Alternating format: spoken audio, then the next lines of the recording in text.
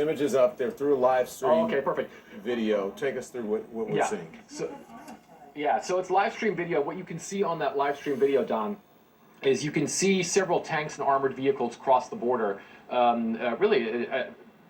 through a large amount of time, for at least a minute or a minute and a half, of those vehicles going across the border. And then we have that information that is that very border crossing between Ukraine and Belarus, and that these troops are now coming in from Belarus. And it really is remarkable, because I was actually with those very troops just last week when they were conducting large-scale exercises together with Russian forces inside Belarus. And the possibility of an invasion from Belarus was always something that the U.S. had warned about. And I asked that very question, Don, to the Belarusian strongman, Alexander Lukashenko, just to give you an idea of some of the lies and the misinformation that have been spread ahead of this. And he laughed at me. He said, look, do you really believe that we are going to invade Ukraine?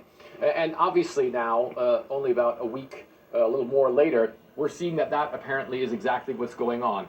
It's still unclear at this point in time whether these are Russian and Belarusian forces. It could very well be the case, because these two militaries work very closely with one another, and they've been practicing with one another for a large amount of time. And just to give you an idea, Don, about the possible size of the force that we're talking about, there were about 30,000 just Russian troops inside Belarus, allegedly, for those drills. And then, of course, you also have the entire Belarusian army as well. So certainly, this is an extremely dangerous development that we're looking at, and certainly broadens also the assault that is going on against Ukraine at this point in time, because, of course, these are two very formidable forces.